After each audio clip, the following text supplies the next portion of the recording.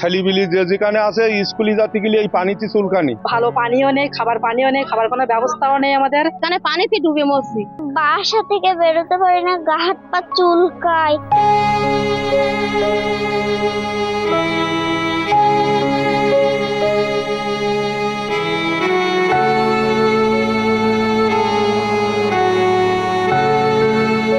জলাবদ্ধতার শিকার হয়ে আজও প্রায় 1 মাস ধরে পানিবন্দী জীবনযাপন করছে সাতক্ষীরা পৌরসভার 7 নম্বর ওয়ার্ডের ইটাগাছা পশ্চিম পাড়ার শত শত পরিবার।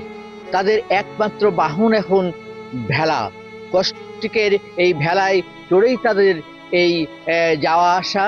পানিবন্দী জীবনে তাদের কি দুর্দশা, সেই দুর্দশার কথা আমরা জানবো এখন তাদের এই ভুক্তভোগী পানিবন্দী মানুষের কাছ থেকে। আমাদের গায়ে চুলকানি, পাছড়া এইগুলো বেরিতেছে, কিন্তু পানি সরার কোনো লাইন নেই। আবর্জনা পুষি এমন পানি দূষিত হয়ে গেছে যে আমরা পানির ভিতরে হাঁটতে পারতেছি না। আমাদের এখানে কিছু ঘেরভেড়ির জন্য আমাদের এই বিলির পানিটা সরে না। ছেলেপিলি যে যেখানে আছে স্কুলে যাতে গেলে এই পানিতে চুলকানি, এই পানিতে যাতে পারে না, গায়ে পায়ে ঘা বেরোচ্ছে। আমরা খুবই কষ্টে আছি, এই 7 নম্বর ওয়ার্ডে খুবই কষ্টে আছি। বিলির ভিতরে যে লোকজন আছি আমরা সবচেয়ে বড় অবহেলিত। শুধু একটাই কারণ আছে, 4টে ঘেরের কারণে। এই ঘেরগুলো অবৈধভাবে ঘের করে তারা পানি নিষ্কাশন করে না। আমাদের এইভাবে আসতে দীর্ঘ 15 বছর ভোগান্তি দেয় আমাদের। এখানে পানিতে ডুবে মরছি। সমস্ত চারিদিকে ঘের ভেড়ি কাটে না, ডুবি মতি ঘরে খোলে পানি।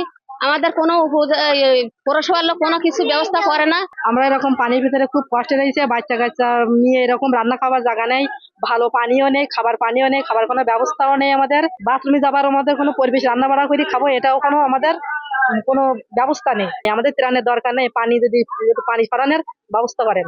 বাসা থেকে বেরোতে পারি না, গা হাত পা চুলকায়। স্কুলে যেতে পারি না, যেতে গেলে বই খাতা ভিজে যায়, আমাদের ড্রেস ভিজে যায়। আমরা কিভাবে যাবো স্কুল মাদ্রাসায়? আমাদের চুলুই মুলি সব পানি ফিরিয়েছে, আমরা তো রাইন্দি খাতেও পারতেছি না, এরকম অবস্থা।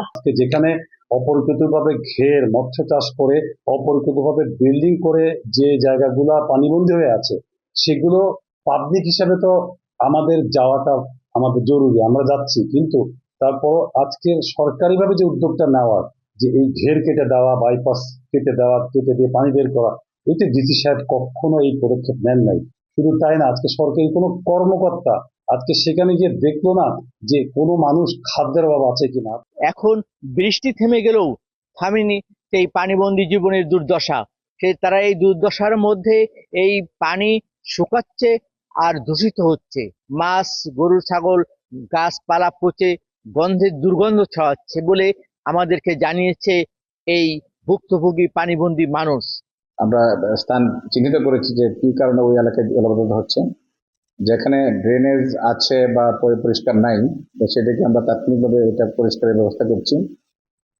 এবং পানি বের হওয়ার রাস্তা, যেটা আমরা বের করার রাস্তা ছিল না, সেগুলি আমরা কেটে রাস্তা করে দিচ্ছি যাতে করে পানিটা বের হয়ে যায়। যত্রতত্র ঘের সৃষ্টি করে যে পানির যে একটু বৃষ্টির পানি বা অতিরিক্ত পানি বের হওয়ার কোনো রাস্তা না, তো সেটা আমরা চিহ্নিত করেছি এবং সেখানে পানিটা কি করে বের হয় সেজন্য আমরা পদক্ষেপ নিচ্ছি। ড্রেন করার মতো ব্যবস্থা না রেখে তারা ঘরবাড়ি করেছে। আমরা একটা কর্মপরিকল্পনা নিয়েছি যে কোন কোন জায়গায় এরকম ঘরবাড়ি যত্রতত্র করার কারণে, ড্রেনেজ না থাকার কারণে পানির জলাবদ্ধ সৃষ্টি হচ্ছে। তো সেটা চিহ্নিত করে আমরা অলরেডি একটা মাইকিং করে দিয়েছি যে তারা যেন, যে বিল্ডিং কোড যারা ব্যর্থ করিয়েছে তারা যেন অংশটুকু ভেঙে নেয়, আমরা সেখানে ড্রেনের ব্যবস্থা করে দেবো। লং টার্ম একটা আমরা কি ব্যবস্থা নেওয়া যায় সে বিষয়ে আমরা একটা কর্মপরিকল্পনা গ্রহণ করেছি এবং বাস্তবায়নের কাজ করে যাচ্ছি। এই ছিল সাতক্ষীরার পানিবন্দী পৌরসভার পানিবন্দী মানুষের দুঃখ দুর্দশার সর্বশেষ চিত্র। মুমতাজ আহমেদ বাপি, সময় সংবাদ, সাতক্ষীরা।